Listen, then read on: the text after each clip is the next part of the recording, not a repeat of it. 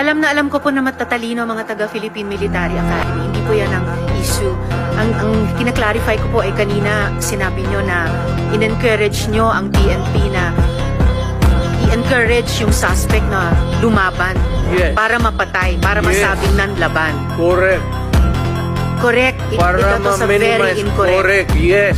Very incorrect po, if I may say, as a It's civilian, not sa professional police. It depends on, Mr. Chair. ano na natin yan, ma'am. That's your view, that. It's not my view only, Mr. Chair. Thank you for putting it on record. Pagka-mayor, pagka-prosecutor. Ako, alam ko, duman ako, prosecutor, mayor, presidente, alam ko ang trabaho ko.